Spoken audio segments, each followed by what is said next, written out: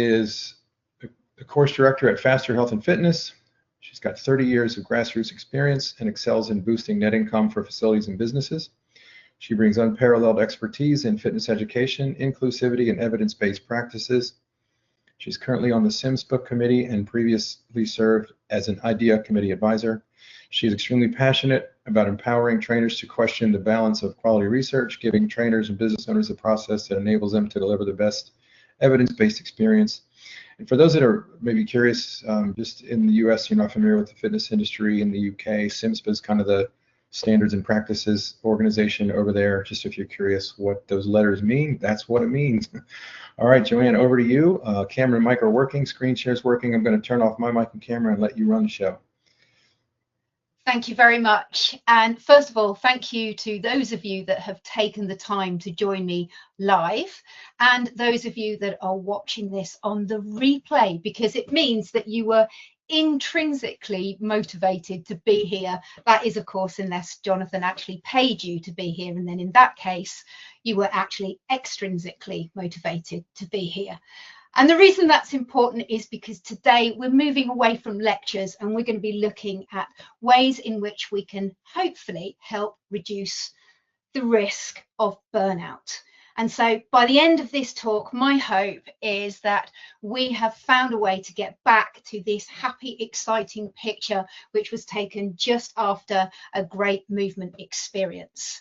And for most of us here, we've probably all had an experience in movement that has either made us feel incredibly strong, incredibly powerful, incredibly confident, thinking we've achieved something that we never thought was possible. And if you've had those moments, you probably wanted to sort of spread the word to everybody. And that's my passion. I want to get as many people inspired to move as possible. So who's this talk for today? Well, this is for if you're a group exercise instructor, if you're a personal trainer, if you're a club operator, this is going to be for you. And it's also if you are a doctor who's looking to find more ways to make movement inspiring to people that come and see you. But I'm not a doctor, so I'm not going to be looking at this topic from that medical side, just from getting people moving. So when we're talking about burnout, I was like, well, what actually is burnout? And it turns out it's a collection of symptoms, usually from a toxic work environment or stresses that can happen at work, or it could be just generally in life. And it's that not really being able to cope with these stresses. And so when movement might have been your very favorite thing, all of a sudden it just hits you in the face and it doesn't feel quite so good. And it kind of reminded me of when I first got into the fitness industry.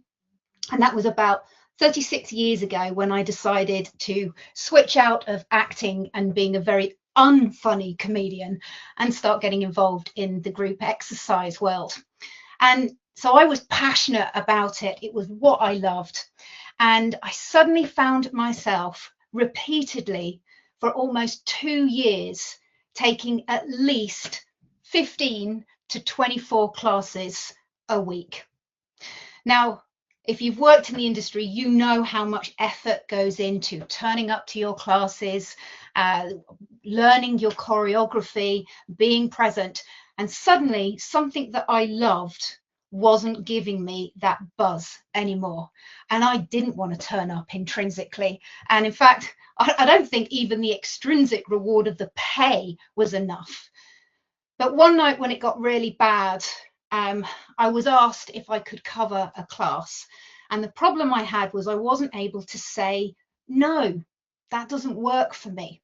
So I wasn't very good at setting out these boundaries. And it was only when my husband said, look, I'll pay you not to take on this cover, that I realized, okay, I really need to stop and think about this. I mean, I couldn't go to bed without lying awake all night thinking, will the alarm clock actually go off? So if some of these symptoms you recognize, maybe you too have felt fatigued or exhausted. And those things can then lead on to burnout. but it's not a medical diagnosis, and that's really important to know. It's just a collection of symptoms, unless, of course, you live in Sweden. And then if you live in Sweden, exhaustion is a medical condition, so that means that you can actually get sick pay for it as well. I just want to clarify, unless you are a medical health expert or a medical doctor, as fitness professionals, if we recognize any of the symptoms towards burnout, we refer out, particularly if we're looking at things like anxiety, panic attacks, suicidal thoughts. Okay, and if somebody's experiencing any form of pain, make sure that's checked first of all, so within our scope of practice. So what we're really left with is a stress climate, and lots of things in life are there to give us stress, and that's not a bad thing. Every time we exercise, there's a form of stress. But when we're talking about stress in the workplace or in life, 91% of adults have said that they feel this stress. 94% of students report high stress levels. And my son's just got back from university, and he's going through that stress of knowing what he's got to do next. But the highest number, 96%, of 35 to 44-year-olds. Now, this could coincide with life responsibilities, being in a job thinking, is this it? Is this what I've got to do for the rest of my life? And you might have a family as well, or you may have older adults in your life, parents that you're looking after, those sorts of things. But that's a high figure. And what was also interesting in the Gallup report, it talks about in the UK, only 11% of people report to feeling engaged at work. And if we're not feeling engaged at work, a lot of those reasons tend to be because they don't feel like their manager or their workplace listens to them. They don't feel like they've got any autonomy in work, or they don't feel like that they've got any growth paths. And these things can start to escalate and create more stress, as well as a toxic environment. But not everybody has a husband like mine that says, I'll pay you not to go to work. So at this point, going to the gym and churning out your PB might not be the best option. When we're working in performance, what we're actually doing is we're taking a skill that we've already got, and we're making sure that we challenge that skill with load, intensity, and volume, because our priority is not just the central nervous system, it's adaptation. So we want that tissue to change, and that requires a lot of effort. Not so much of the energy, but we'll come back to that later. So you might want to start changing your workout. You might want to think about, is there something that I haven't tried before? Could I go and find some new skills? Or is there anything else that I would like? So you've got autonomy over changing that workout. And maybe you start to look at developing your motor learning skills. So focusing on challenging your coordination and not just your brawn. So just to recap, first of all, it's going to be advantageous for us to look out for early signs. And if you are thinking, well, I don't know whether this really affects me, I'm a club operator, it absolutely affects you, because it is a costly mistake not to recognize those early signs. In fact, it's reported up to £322 billion is spent on helping people that have actually had to take time off work because of burnout. And what we can look at doing is encouraging people to do more types of playful movement. That helps people regulate emotion. It also gives them that sense of autonomy and control. Now, one of my students, she came to me and she was relaying this story that when she was working at a big chain gym, she had to look after 38 personal training clients. That is a big week, just if you just turn up to the session. But she was a conscientious trainer. And she wanted to make sure that every one of those sessions was right for her client, which meant reading research, which meant planning the order in which he delivered these exercises. And she was beginning to dread going into work that she had sought out because it was her absolute passion. And she was coming home at night and she couldn't sleep, she couldn't eat.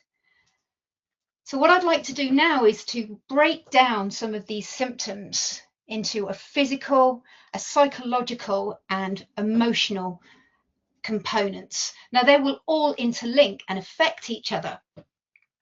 But one of the things that my student told me about was how she was starting to experience more chronic pain, back issues. She was also fatigued more. Didn't matter if she did get sleep, she still woke up feeling exhausted, and she had headaches.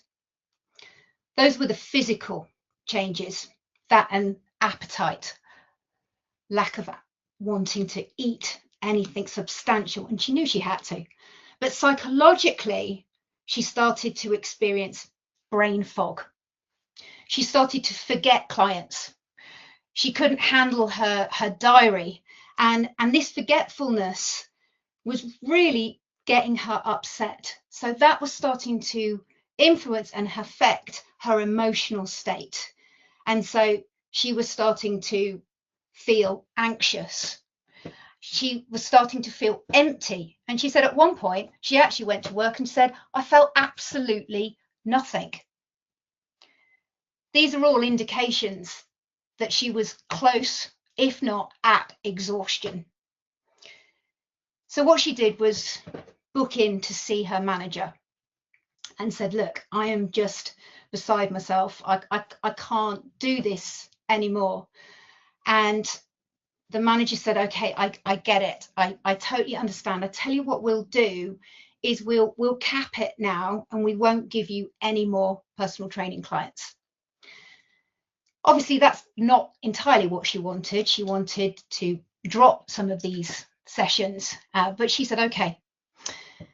About 3 weeks later, her manager called her in and said, I've got this new client that I'd really love you to take over. You're the only one that can do this. With your skills, you'll be the best for her. She's got some back issues, and I know that you've got the experience to look after her. And what my student should have said was, that doesn't work for me. Or I appreciate that that's your priority to get someone to look after this client, but I can't take her on at the moment. But she didn't. She said, yes, okay. And before you know it, she didn't even want to go into the club again. And within 4 weeks, she'd handed in her notice. That was a costly mistake for the manager. She turned up, she tried to talk to them, and they didn't listen and they didn't hear. And because of that, they lost a really good trainer, one that they had invested in and trained. And I don't need to tell you how expensive it is to just replace a member of our team. We're talking, what, 2,500 up to 30,000 in some clubs. But not only that, within a couple of weeks, half of her clients had left that club to come and work for her on her own, where she had control and autonomy over her workplace. So that was a costly error. So it's good to start to know and recognize early what these signs of burnout are. Those physical symptoms, that lack of motivation, that disengagement, constant crying, mood swings, brain fog, irritability. And what do we do in the fitness industry? We come in like a knight in shining armor and we try and fix it. And at the moment, we're fixing it with tech and wearables. Now, I sound like I'm a bit negative on that. I'm not at all. I think wearables are great, particularly those glasses, by the way, that you can take the photos with. They're awesome.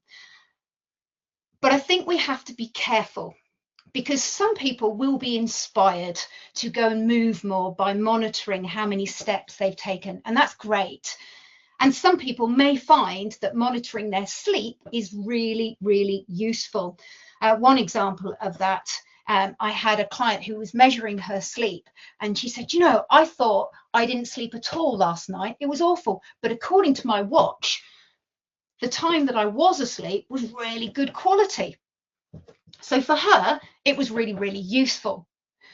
But some people can become really anxious about all this data. And for them, it might not be as useful. So what I did was look at a few research studies, and it does seem that from the data that we have at the moment, from the research that's there at the moment, we haven't got strong data to suggest that there's this massive improvement in sleep quality or people actually moving more. There are a few cases of that. So I would think that it's still multifactorial. Get to know your client first and find out whether wearable technology is going to be good for them or whether it's going to be more of a pain in the bottom. Talking about pains in the bottom, the foam roller. So you may engage in these recovery activities. I used to be an absolute foam rolling-aholic. Then I gave up my foam roller, and then I thought I should tell everybody not to foam roll. Now, I don't mind whether you foam roll or not.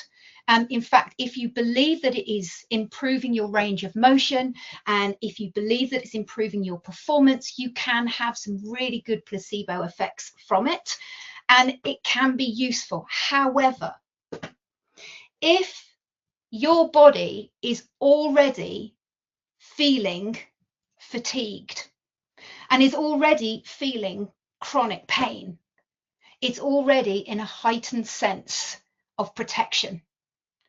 And then if you start to poke and prod it with anything that's uncomfortable or painful, we're going to be continually exciting that pain loop cycle. And that's not a good thing. So we want to work out ways in which we can get people moving without keeping that central nervous system heightened to protect us. The other one that's really popular at the moment is our cold water therapy or any other techniques like that. Cold water, if you like it, the great thing about a cold water tub is that it releases endogenous opioids.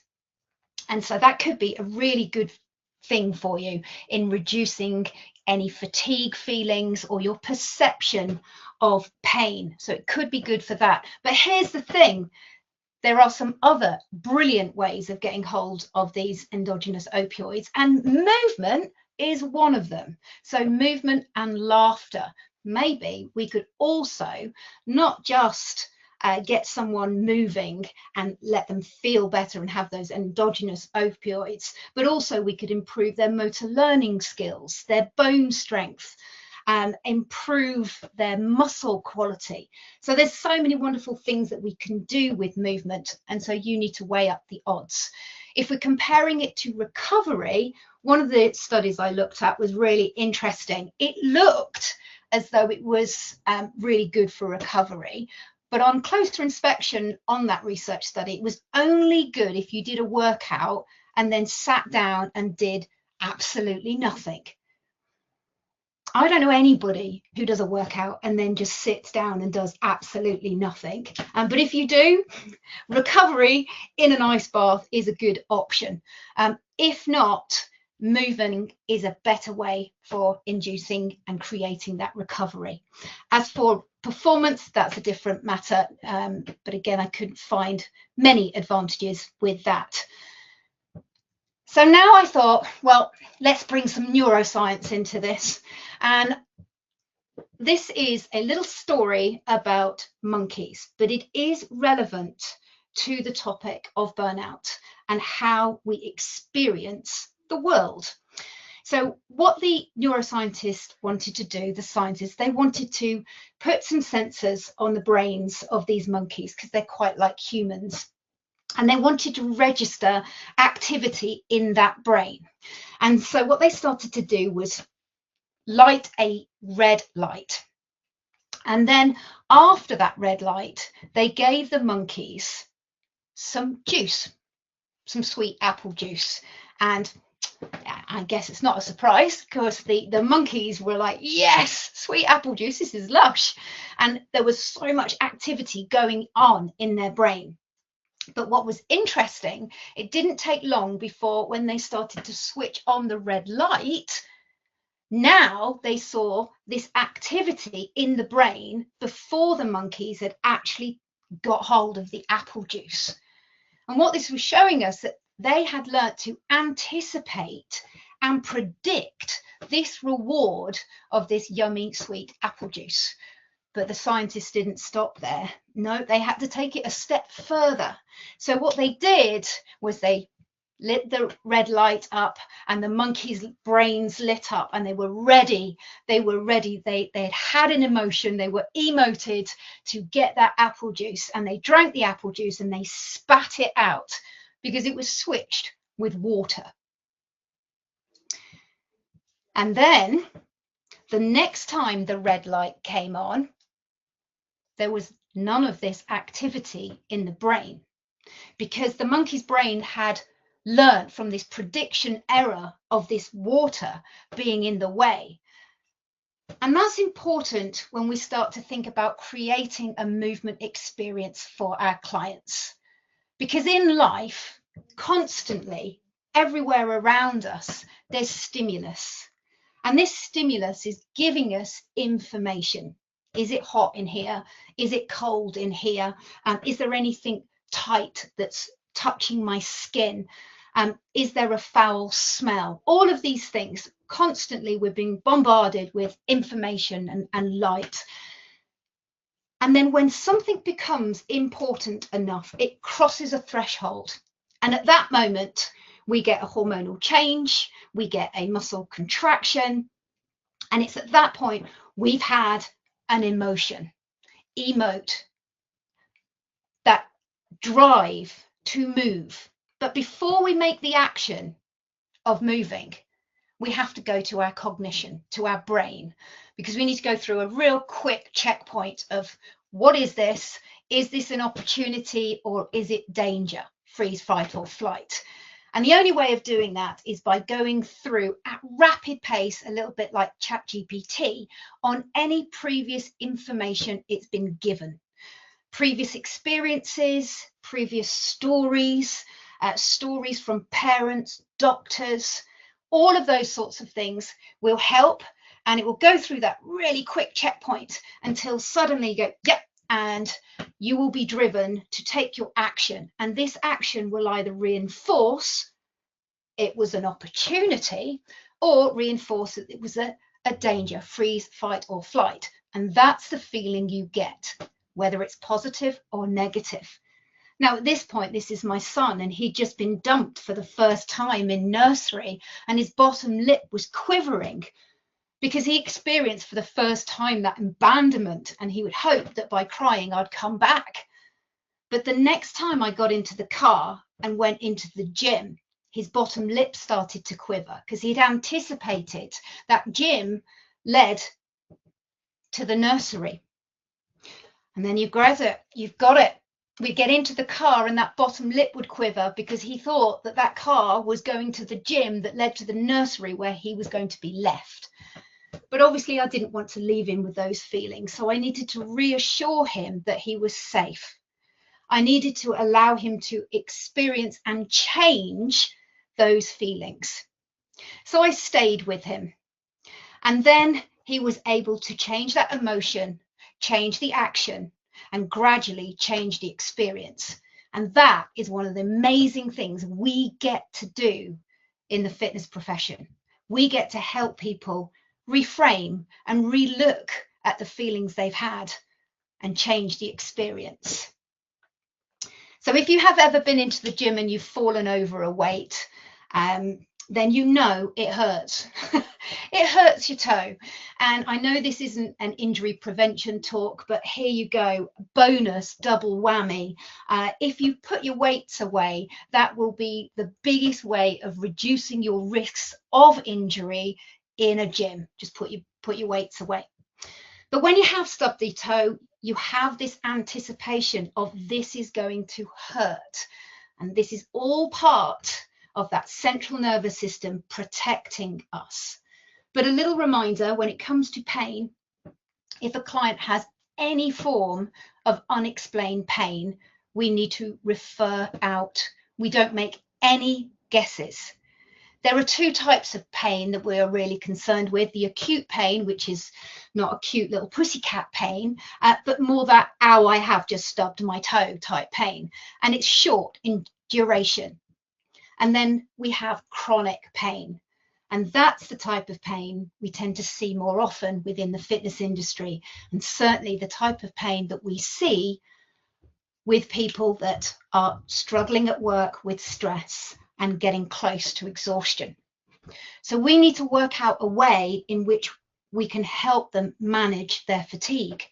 And this is really important if you design any form of exercise experience, because obviously your clients are going to come in and you need to manage that experience to take them into working hard enough where they get an adaptation, but then allow them to back off and come back again. Because if we bail out too soon, we won't get those physical changes that we want. Now, interestingly, with fatigue management, you may have come across different ways of managing fatigue. One of the most common is our AV Hill model. And that's really where we're taught to compare a muscle, if you like, to the analogy of a battery. And it lifts heavy stuff until the battery is deplete of energy. And that's still really, really useful if you are a power lifter, Olympic lifter, and it seems to reflect how we fatigue. We do the big lift and then we're out of energy and we have to wait until that's recalibrated. But then there's another type, and this is the Tim Noakes, who was a triathlete. And what he said is that it's more about having a central governor theory, where we have this brain. So he still acknowledges that we have this muscle and energy within that muscle, but we also have a brain that is constantly anticipating the future. It's anticipating how much energy you might need. And it always wants to keep you in perfect balance, homeostasis. So not only does it anticipate what you need, but then it will recalibrate on what you're doing in that real given moment.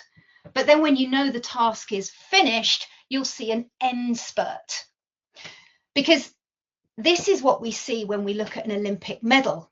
We don't see people running towards the finish line and then they all slow down. No, they all speed off. They have that final spurt.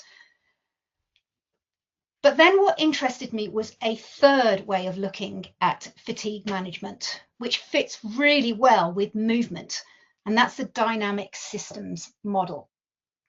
So it says, rather than just having the biomechanics, the muscles, and the brain to anticipate what's going on, we also have the environment that we're in and the task at hand. So let's just think of the difference. If you had to go and get, if you chose to get a tattoo to being forced to get a tattoo, if you were forced to get a tattoo in a place that looked quite dirty, I would imagine that you might experience a higher level of feeling of pain. Whereas if you had shopped around yourself and you went to a really nice, clean place that you had spoken to the owner and they said, oh, it will be fine and we'll do the design that you want, that experience will be very, very different. And the other way of thinking about it is you've got the car, the machinery, you've got the driver of the car, then you've got the road, and you've also got the weather. All of those things act together in helping us balance out our fatigue. It's also everything that combines together to help us with every movement behavior that we take. And if our central nervous system is in this heightened state of protection, like an alarm system, we need to work ways in which we can calm that back down. Now, this might be working on performance. And so we mentioned before that performance is about putting pressure on that tissue for adaptation. But in order to perform a movement and put it under load, you need to have the skill to be able to do it. And that interests me. And one research study that I was looking at talks about how if you start taking a basketball shot from the side of the court and you've never really played basketball before, your basketball will improve, every part of it. But that's mainly because you're not very good at it at all. But the better you get, if you keep just practicing by taking this one pass, what will happen is you will only start to get better at that one pass, which is strange because I was always taught practice makes perfect, 10,000 hours. But actually, when we look at the research, if we want to improve our skills, we need to go back to something called skill development, where we're looking at putting a movement that honors the same sequencing, the right power output for the outcome goal, but we can put that movement in as many different ways as possible. So here I've taken what could be, if we were working on performance, a loaded lunge where we would be going for our best technique.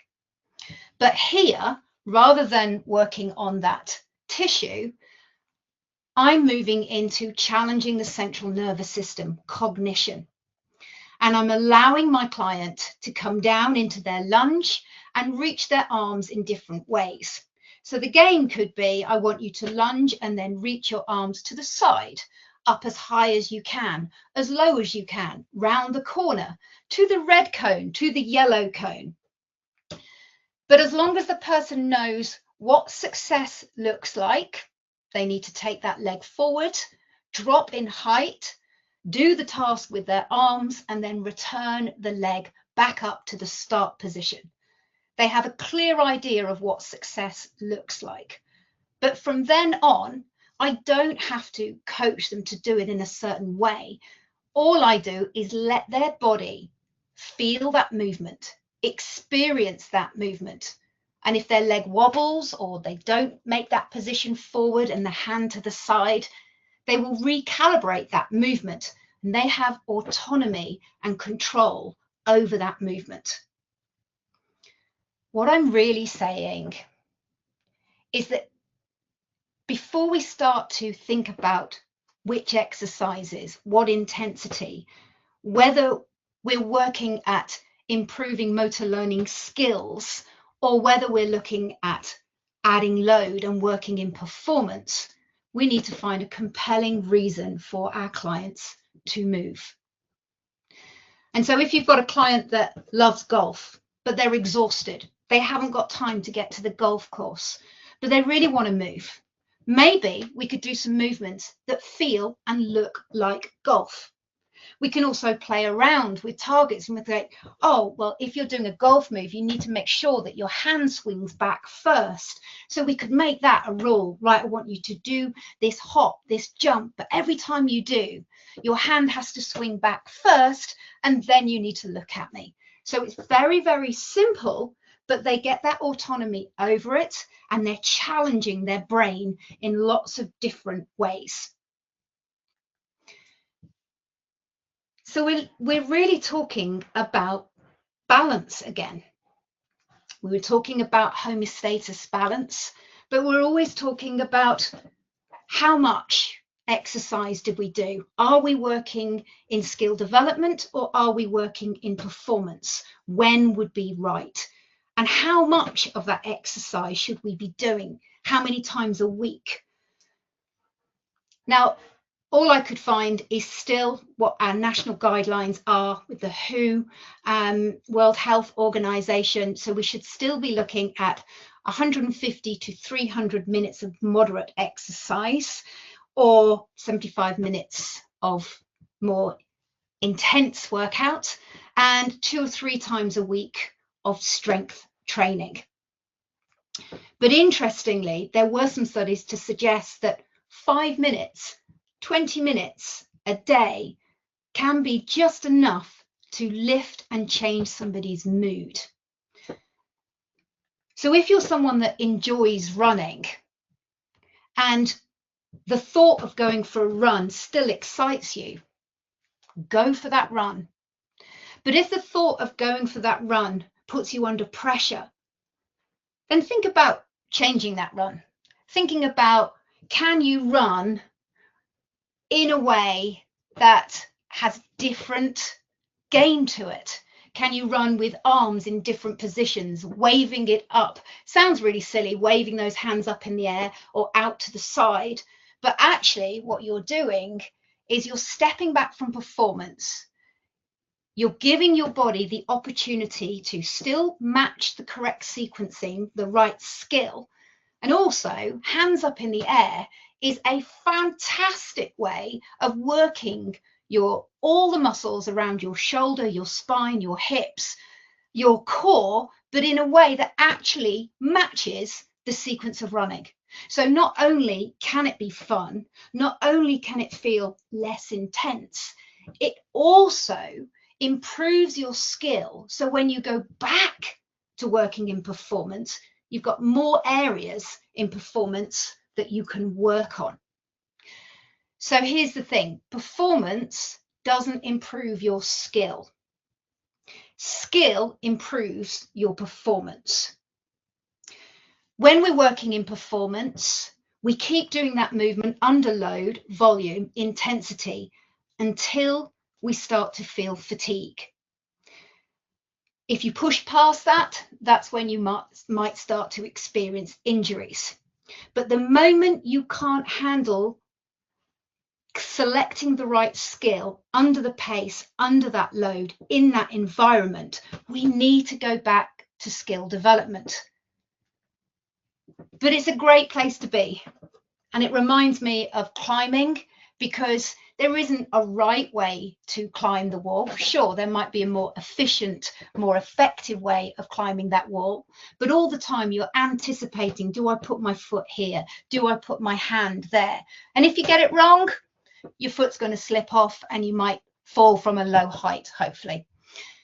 But we get that opportunity when we're working out these movement puzzles to solve it without being micromanaged of where our body should be, how it should feel.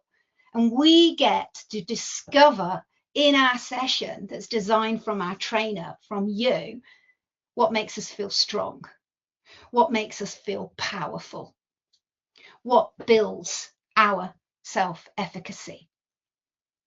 So if we can start to tap into what our clients like. Now, my client Raf on the side there, he loves Connect 4, but he also loves boxing. And so for him, that's a great way of getting rid of any stress that he might be going through. But they should be fun and they should connect the actual person in front of you.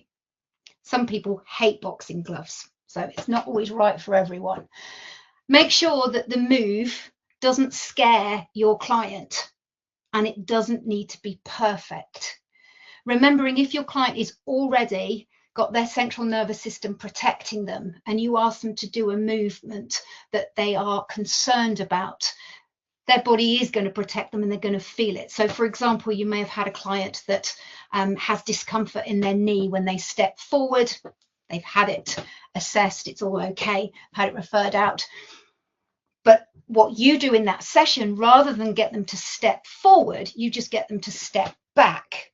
And by doing that, they're like, yeah, that's fine. That feels great. But then what we can do is video that movement. So at the end of the session, we get a chance to show them the success they made. And that also their knee was in exactly the same position biomechanically as it would be if they stepped it forward. So helping people to understand that they can move in different ways, and as long as it doesn't hurt them, that's okay. Brilliant. Make sure that everything that we do is about building confidence. and building those motor learning skills. Give them the problems that they can work out and solve themselves. Make sure every task is meaningful to the client. Now, one thing that I like to do within skill development is offer different variables, so different ways in which they can perform that movement. So let's say, for example, this is my faster hub. I was doing a press up, and I would have maybe my hand on 8 and my hand on 6, and my feet are through the bottom numbers. If I just did as many press ups as possible, I'm working in performance, and I might want the best press up I can possibly do. But when I go towards skill development, now what I might be saying, well, I want a press up with a hand that's a right hand that's in 8 and a left foot that's in 1, or a left hand that's in 6 and a right foot that's in 3. Well, let's play around. Can you get one hand through 7 and the opposite knee to touch the dot on 5? So it becomes a bit like a giant twister. But if you can do this in a way that feels relevant to a client's goal, that is the key.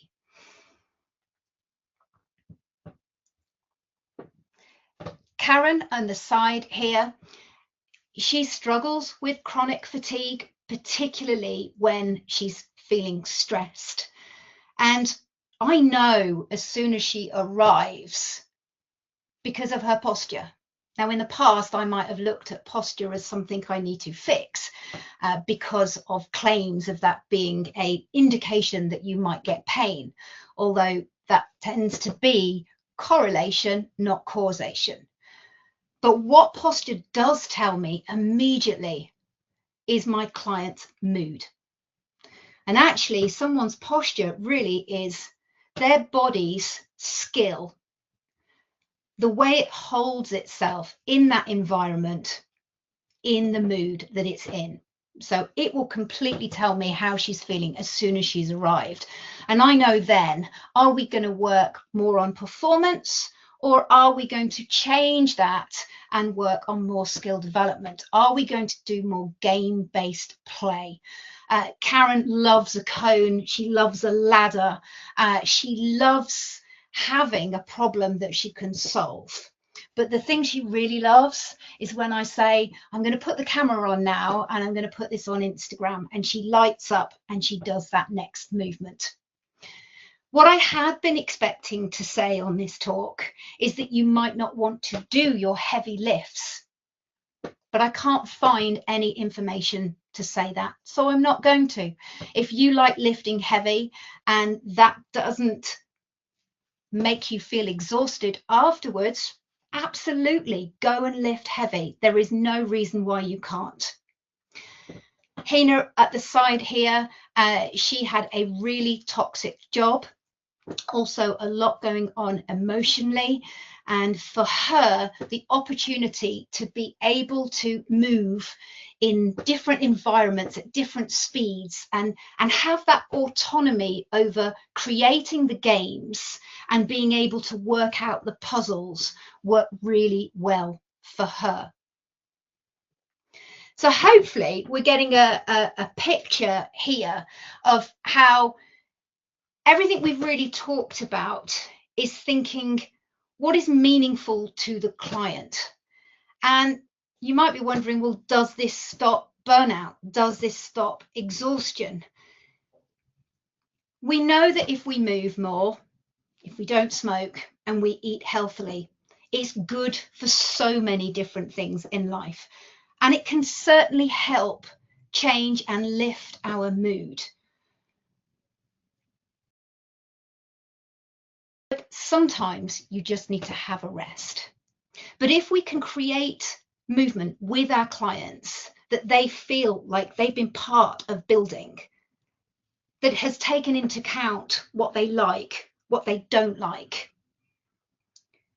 then this movement can be something that maybe they start off with 5 minutes, 10 minutes, 20 minutes, but it's more likely to become consistent. And no one deadlift, no one squat has ever changed the planet. But consistency, that's the thing that we want to go for. So really, we're saying we need to listen to our clients and listen with intent to really know what it is they enjoy, what it is that's put them off in the past, what pieces of kit make them smile, what pieces of kit make their breath race. And by getting to know them so well, knowing that if that racing breath happens at the beginning of the session, that's not going to be good for them. But if that racing breath happens in the second half, you've nailed it. You give them the right exercise in the right order at the right time. We need to know so much information about our client to be able to make sure that we hit the right feeling in that session. We get to do that just by creating the right intensity, whether we're working creatine phosphate, whether we're working anaerobic lactate system, or whether we're going for aerobic. But it's not enough just to know, oh, well, I know my energy systems, I know what I'm driving for. You need to know what feelings this elicits in your client. What does it remind them of? Does it remind them of their best place? And how do they want to feel 3 days later? Now, most of us in the fitness industry, we love that feeling when you wake up and you go, oh, I can't walk, and you're trying to get down the stairs. But not everybody loves that experience. And if you can't control things at work, if you're under pressure, the last thing you might want to feel as you jump out of bed is a glute that feels like it's going to fall off. Because you might feel then, this isn't glute, this isn't DOMS, this is actually sciatica. This is actually chronic pain. And we're feeding that alarm system. And that's not what we want to do. But like great trainers, great leaders in businesses need to have those listening skills. So not just hearing the words, but actually being tuned into body language, the speed in which someone talks. And Patagonia seems to be a company that are getting this right. They listen to their team members. They attract Gen Z. They've gone for giving flexible hours because that's meaningful to their workforce. They check in on how they're doing, and they actually mean it when they check in. They allow for a growth mindset, so people are encouraged to take risks or come up with new ideas, and they're praised for the process, not the outcome. And that's really, really important. And we can take that into our training. So repeat that. Praise for the process, not necessarily that outcome. The other thing that they do is they're environmentally, ethically very, very hot. And if any of their workforce, have something you want to protest about, they're on it. They're supporting them. So fundamentally, bringing this to a close, there are no silver bullets. I wish there were. But like when we looked at dynamic systems, thinking of that brain, that body, the environment, and the task, it is so multifactorial of why stress might be unmanageable for us. So for me to stand here and say, oh, do these 5 best exercises, that would not be fair. But what surprised me most in putting this talk together was that it's really a talk about how we can inspire people to make small changes that help them to rebuild self-efficacy. We're not here to fix. We're just being that guide. And I think that's really, really important. And if today this has given you that opportunity to think, oh, well, maybe they can do HIIT training. Maybe they can do strength training. Maybe the key is listen. Now, if you want more information on how you put the right exercise in the right order at the right time, that's something that I go into on my 12-week mentorship program. So if you want to know more about that, then feel free to message me. But what I would love to know is if there's anything that surprised you about this talk, and if there's anything that you will do differently now. Thank you very much.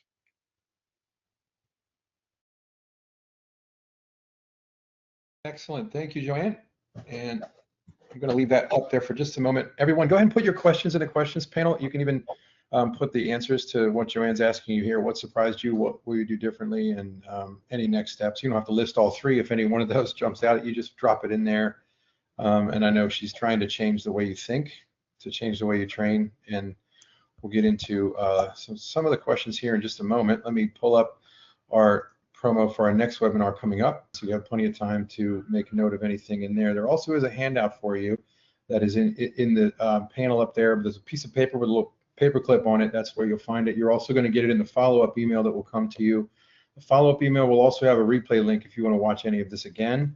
So let me pull up the questions panel and we'll start getting into those. Okay, so we have, I want to follow up too as we go into this too, the creating enjoyable emotional experiences. When I launched my Funtensity program, which is designed to be a sort of a brain fitness-based program that merges brain fitness with high-intensity interval training, my tagline for it to try to teach the industry about it was, you can't change a body in a single workout, but you can change a mind.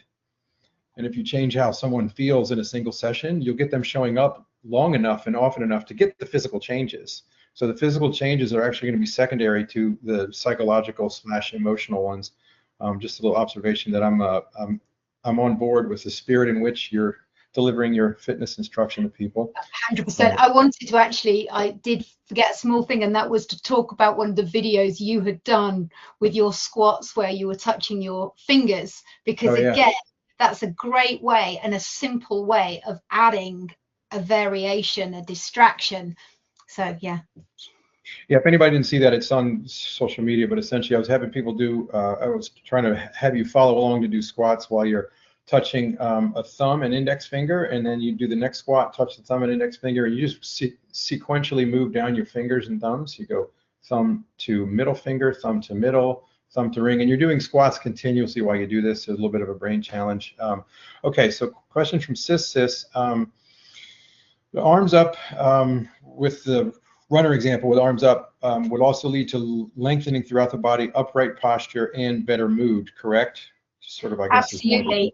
And what I was going to say about that is, when I see someone running, and if they're like this, you know, that's when, if you just go, hey, great job, you're running, the first thing they naturally do is go, thank you. So by doing that, you've changed their mood, and their mood changes their body, and they become more efficient. Well said. Yeah, it's a fascinating thing, as you mentioned, with posture. It can be sometimes indicative of the physical tissues, but more often than not, it's also indicative of the emotional state someone's in. So this is a really interesting question. Kenrick is asking, I have an answer to this too, but I'm going to let you go first. What would you say to a trainer who is a staunch believer that their only job is to get their clients the results the client wants as fast as possible, and that nothing else really matters? Wow. So it's interesting. So I've had students that are like that. And I think that the first thing is to listen to your client, not just to what they say, the first reason that they're there for is. And what I mean by that is, many times a student will say their client came to them and they said they wanted weight loss. And they go, that's their goal. Well, actually, that's what's in the way of their goal. Our job is movement. So I want to find out and relate it, first of all, to what is their movement goal. What would they be able to do if weight wasn't there that they're talking about? What does that look like? And what is important about that, because the first part is finding out intrinsically what is inspiring someone to move, and that extrinsic reason. And so we want to find the intrinsic reason, so past, underneath the weight loss thing. I also think that it is our job to be honest. Sometimes if someone says, I want to have a big butt and a teeny tiny waist, we might need to reassess that, because one's going to require calorie surplus and one's going to require calorie deficit. Am I getting the answers in there? Have I covered everything? Yeah, I'm also going to add in too, I'll say that trainer, so Kenrick, I'm going to guess that anyone who says like, the only thing that matters is the results based on the client's goals, nothing else really matters, that's going to be a younger person individual in general, and also a newer member of the industry, because that's a very black and white view. And you only have the luxury of a black and white view of the world when you don't have a lot of real world experience. I'm not saying this as a pejorative statement, it's just really a fact, because when you start getting out there and trying to deliver fitness to people in the real world, and you're dealing with how they have categorized emotionally exercise and physical activity in their brain, if you don't address that, you can have success with that attitude. However, it's only going to work with maybe the 5 to 10% of the population that already is emotionally okay with fitness and really just wants to sort of get it done and wants a hard enough experience to get results. But that's not the majority of people out there. So you can have that attitude, but you're only going to be the suitable professional to work with a very small subset of the population. So that's just hopefully. Yeah, and I think that within the context of this talk, in order to get adaptation, muscle change, we need to be in performance, we need load, we need to do the move for as long as it needs to for that change to happen. But as trainers, we also need to be able to bend and change to the person. Like you said, it's better to have the experience that brings them back, that maybe doesn't give them the an aesthetic goal in 12 weeks, but they enjoy, and they can then go, yes, this is something that I can continue to do. Yeah, the ATM machine doesn't care how you punch in the numbers of your PIN number. They don't care if you press the buttons hard or soft or angrily or nicely. You know, it's a machine. Humans aren't machines, so your clients aren't machines, and so the way we deliver that information is going to matter as well. There was something else you had said during it that I kind of wanted to come back to as well. The woman you mentioned that was using a sleep tracker and said she felt terrible and thought her sleep wasn't good, but the sleep tracker told her it wasn't good. I would submit that her sleep tracker is giving her inaccurate information. And this is the problem you identified with people, is they don't listen to themselves. They don't listen to their own physiology. They're reliant on the technology to tell them what's happening with themselves. If you don't wake up feeling reasonably well rested, you don't have to feel like you want to, tear a hole in the sky and be ready to run a marathon immediately coming out of bed. But if you feel terrible, you didn't get a good night's sleep, regardless of what your sleep tracker says. So many of them aren't that accurate anyway. And so it's more important. I try to turn people back into themselves and just feel like your body's really smart. It's got millions of years of DNA and a lot of wisdom in there that we can rely on. And trackers have their place, but they should be the minority of what we use to get feedback about ourselves. I think the good thing about that is as well, when we are tracking our workouts, again, something else I'd love to have said while I was in there, is that, perceived rate exertion, because it doesn't matter what the heart rate monitor says. If you are feeling exhausted when you're training, change what you're doing at that time, particularly in the context of feeling exhaustion. Mm-hmm. Okay, one more question from Jeff. Jeff says, how do you find out what aspects people enjoy to keep them engaged and coming back to you and not getting fatigued with exercise? That's a great question. And I would say that we all need to continue to work on our listening skills, because that's part of it. It's being a really great detective, and it's about being in the moment with your clients and learning. And so a good personal trainer is not going to get replaced by AI, but AI will just be able to deliver a list of really great exercises. But the personal trainers that are here to stay are the ones that are in the real moment. So I, for instance, just saw that Jonathan started to nod, and it's those moments where you notice someone's breath, you notice the flickering of their eyes. All of those things are telling you how that person is feeling. The eyebrow might go. Some of my clients, I know that they can't stand certain smells and it can be, it's that detailed. But I would say that that's something that probably needs more exploration on a longer time front. But yes, listening not just to words that are spoken, physical, spatial relationship, past stories, and responding in the moment. So like with movement, what we're talking about is this feedback loop of the central nervous system. There's this feedback loop when someone is moving, and we get to acknowledge that in real time. Yeah, you can actually modify it too. You know, you can change it. And Jeff, I'll just give you one example, like just a really specific practical example, so you can get a really concrete takeaway. There's sometimes can be an indoor aerobic exercise. More often than not, I use it as a warm-up. I'll ask someone what their favorite movie is, or favorite band from when they were in high school, or favorite band now, favorite place they've traveled, or favorite place they would like to travel to. I guess I don't know if it's a favorite, they've never been there, but where I'm going with this is I'm trying to get them to think of positive things that they love and they have positive emotional associations with. And then I have them either walk or lightly jog out the letters on the floor in a rectangular space. So what they're doing is they're accessing the positive emotions around the thing that they love, but then they're also moving. So I'm linking movement while they're in an emotional state of positivity as a warm-up exercise to kind of set the stage for the session. And that's just one way to kind of shift the emotions that someone's in. You won't necessarily know what movements they enjoy yet as a direct answer to your question, but if you can start to shift the emotional state immediately, they will often be able to give you more positive feedback on what movements will help put them in that state. So someone shows up in a kind of a negative state of mind, or just stressed out, not necessarily negative, but just blocked because they've had a full day, and you ask them what kind of types of physical activity they enjoy, they may not really know in that moment because they can't access the memory.